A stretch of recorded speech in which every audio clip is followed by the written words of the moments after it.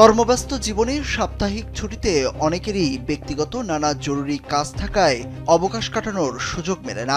তবে সাপ্তাহিক ছুটির সঙ্গে সরকারি ছুটি মিললে কোথাও ঘুরে আসা বা নতুন করে কোনো পরিকল্পনা করার সুযোগ তৈরি হয়। এবার তাদের জন্য 2026 সালে আছে বড় সুখবর। এরই মধ্যে 2026 সালের সরকারি ছুটির তালিকা অনুমোদন করেছে অন্তর্বর্তী সরকার। প্রজ্ঞাপন অনুযায়ী নতুন বছরে সাধারণ ছুটি থাকবে 14 দিন। সেই সঙ্গে নির্বাহী আদেশে ছুটি থাকছে আরও 14 দিন।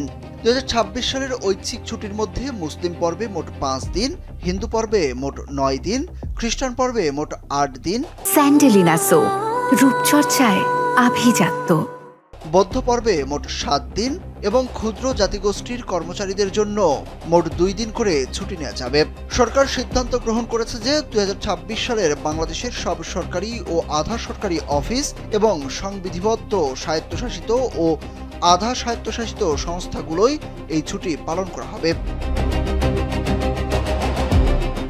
একজন কর্মকর্তা কর্মচারীকে তার নিজ ধর্ম অনুযায়ী বছরে অনধিক মোট 3 দিনের ঐচ্ছিক ছুটি ভোগ করার অনুমতি প্রদান করা যেতে পারে এবং প্রত্যেক কর্মচারীকে বছরের শুরুতে নিজ ধর্ম অনুযায়ী নির্ধারিত 3 দিনের ঐচ্ছিক ছুটি ভোগ করার জন্য উপযুক্ত কর্তৃপক্ষের পূর্বানুমোদন গ্রহণ করতে হবে।